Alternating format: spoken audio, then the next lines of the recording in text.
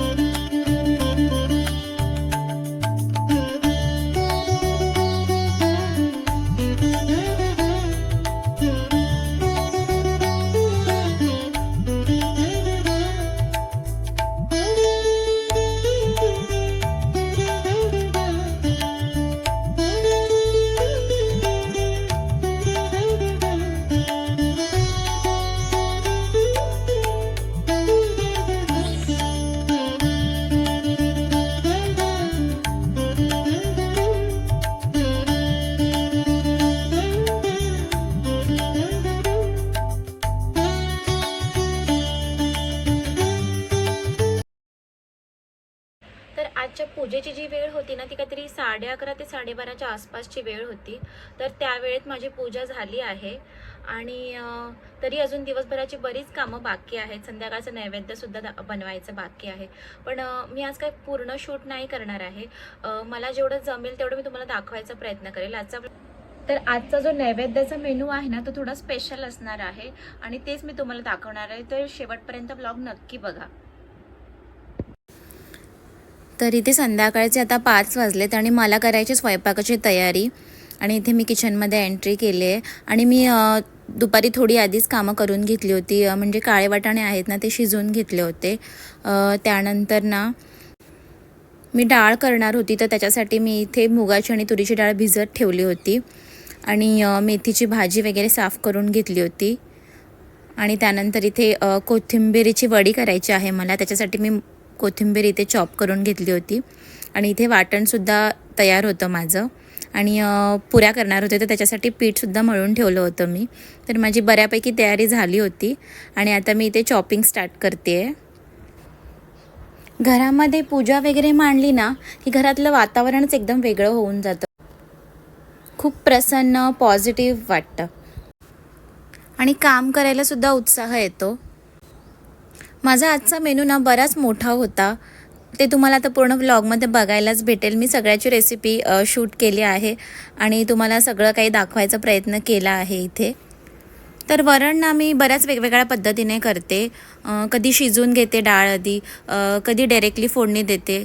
तर आता मी तेच करणार होते. इथे मी डाळ भिजवून ठेवल्या होत्या आणि मी आता डायरेक्टली फोडणी देऊन इथे वरण बनवणार होते. आणि आमच्याकडे ना साधं वरणापेक्षा आम्हाला सगळ्यांना फोडणीचं वरणच आवडतं, त्याच्यामुळे मी मोस्टली फोडणीचंच वरण करत असते. नैवेद्य जरी असला तरी प्रत्येकाची वेगवेगळी पद्धत असते वरण करायची, तर माझी अशी पद्धत आहे. आणि इथे आज माझा मोठा मेनू असल्यामुळे मला हे डायरेक्ट वरण फोडणीला घालणं इझी वाटते पद्धत ही, त्याच्यामुळे मी आज असं वरण करते आहे. इथे वरणाला फोडणी झाल्यानंतर मी छोट्या गॅसवरती त्याला 3-4 विसल्स येण्यासाठी ठेवलं होतं आणि इथे लगेच दुसऱ्या गॅसवरती मी मेथीच्या भाजीची तयारी करत होते आणि आता इथे सुरुवात केली. बरीच लोक पालेभाज्यांमध्ये कांदा ॲड नाहीत करत, पण मला तर कांदा आवडतो ॲड केलेला. चव पण चांगली येते आणि पालेभाज्यांचं कसं असतं, शिजून फार कमी होतात, तर कांद्यामुळे भाजीची क्वांटिटी थोडी जास्त होते. त्यानंतर इथे माझे हात काय थांबत नव्हते आज आणि मी भाजीची फोडणी देताच इथे बाजूला लगेच म्हटलं भातसुद्धा लावून घेऊया.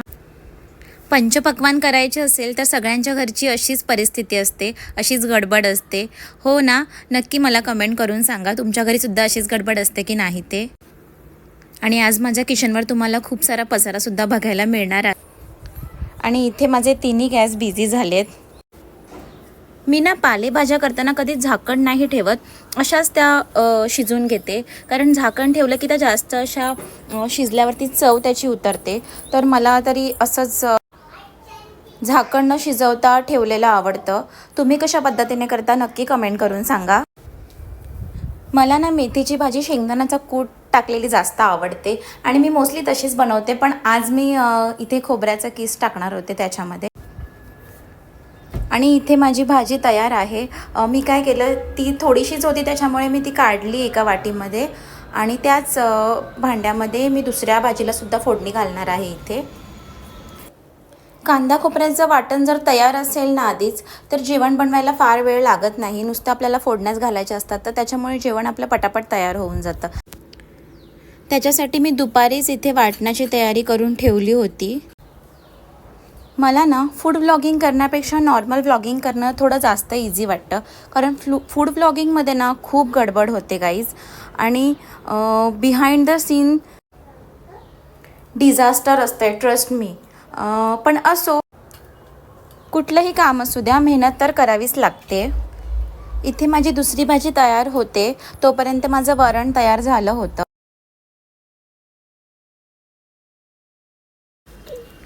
मला मार्केटमध्ये स्वस्त आणि जास्त क्वांटिटीमध्ये कोथिंबीर मिळाली होती, तर म्हटलं चला आज कोथिंबीर वडी बनवूया. तर इथे मी मिरची, लसूण आणि जिरं वाटून घेते आहे. मी ना यूट्यूबवरती कोथिंबीर वडीच्या खूप रेसिपीज बघितल्या होत्या, पण मला काही म्हणजे इझी अशा वाटल्या नाही. मला ही जी माझी पद्धत आहे ना, तीच मला इझी वाटते, सगळ्यात सोपी. आणि ह्या पद्धतीने कोथिंबीर वडी अजिबात फसत नाही. तर इथे शूट करायचं आहे म्हटल्यावरती सगळं दाखवणं गरजेचं आहे. तर मी इकडे सगळे स्पायसेस आणि त्यांच्या क्वांटिटी तुम्हाला दाखवल्या होत्या. आणि इथे कोथिंबीर मस्त बारीक चॉप करून घेतली होती. आणि इथे मला बेसनचं पीठ 1 वाटी नाही तर मला 2 वाटी लागलं होतं, पण मी स्टार्टिंगला 1 वाटीच घेतलं होतं. त्यामध्येच आधी मिक्स करून घेतलं होतं आणि नंतर पुन्हा बेसनचं पीठ आहे ते मी ॲड केलं होतं. बरीच लोक यात ना तांदळाचं पीठसुद्धा ॲड करतात थोडं क्रिस्पी व्हायला. मी सुद्धा ॲड करत असते, पण आता मी फक्त बेसनाच्या पिठाचा वापर केला होता इथे.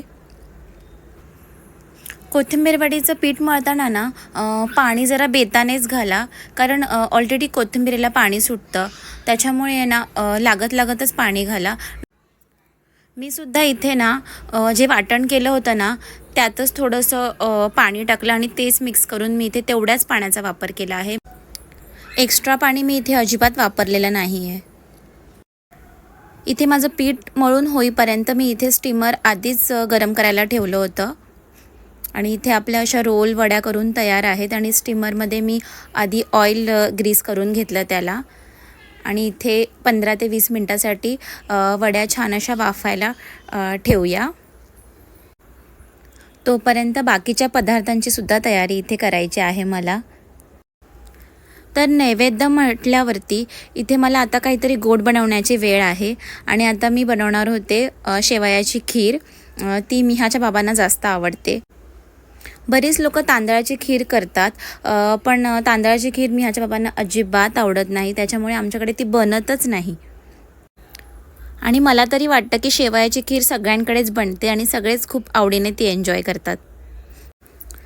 आणि ती बनवायला सुद्धा फार काही वेळ लागत नाही, 5 ते 10 मिनटात लगेच तयार होते. इथे मला सुद्धा खीर बनवायला फार असा वेळ लागला नाही. मी सुद्धा इथे 5 ते 10 मिनटात खीर माझी तयार करून ठेवली होती. बरीच लोक सुक्या शेवयासुद्धा बनवतात आणि त्या खरंच छान लागतात. आमच्याकडे सुद्धा त्या बनतात, नेहमी नाही पण कधीतरी मला आवडतात त्या बनवायला. त्या जास्त अशा खायला होत नाहीत, पण थोड्या क्वांटिटीमध्ये खायला आवडतात त्या. तुमच्याकडे पण बनत असतील तर कमेंटमध्ये सांगा मला. मी इथे सारखं म्हणते कमेंटमध्ये सांगा मला, कारण माझ्याकडे तुमच्यासोबत बोलण्याचं हे एकच एक ऑप्शन आहे. आणि तुमचं काय मत आहे माझ्या या व्हिडिओजवरती हे मला त्या कमेंट थ्रूच कळू शकतं. त्याच्यामुळे मी सांगते की कमेंट करून सांगा म्हणून. मला मजाही येते तुमच्यासोबत अशा गप्पा मारायला. आणि इथे माझी खीरसुद्धा तयार झालेली आहे. खरं सांगू ना तर मी आजचा व्लॉग आहे ना विचार केलेला की खूप छोटासा बनवणार होते, म्हणजे 5 ते 7 मिनटाचा विचार केला होता. पण आहे ना फूड व्लॉग होतं आणि शूट करत गेले, कधी 27 मिनटाचा व्लॉग झाला ना कळालंच नाही. पण तरी मी इथे फास्ट फॉरवर्ड वगैरे करून व्लॉग छोटा केला आहे, का तर तुम्हीसुद्धा बोर नको व्हायला. खूप लोकांना पुऱ्या करताना मोठी चपाती लाटून घेतात आणि एखाद्या वाटीच्या साहाय्याने पुरीचा शेप देऊन 3-4 पुऱ्या अशा तयार करतात. पण मला त्याच्यापेक्षा ना हे छोटे गोळे करून ते लाटणं ना ही स्टेप थोडी इझी वाटते.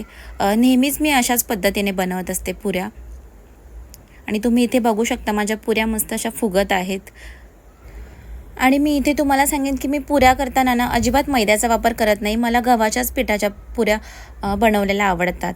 आणि आता इथे वेळ होती कोथिंबीर वडी फ्राय करून घ्यायची, तर मी इथे डीप फ्रायच करणार होते कोथिंबीर वडी. आणि खरंच सांगू का तुम्हाला, कोथिंबीर वडी खरंच छान झाली होती. बाहेरून एकदम क्रिस्पी आणि आतून खुसखुशीत अशी झाली होती. तुम्हाला जर माझी ही कोथिंबीर वडीची रेसिपी आवडली असेल ना तर नक्की ट्राय करा. ॲक्च्युली मी ह्याचा व्लॉग वेगळा करणार होते, पण सगळ्या पदार्थाचं शूट केलं तर म्हटलं ह्यातच दाखवूया. खरं सांगायचं झालं ना तर एवढे सगळे पदार्थ करण्यामध्ये माझा वेळ गेला होता.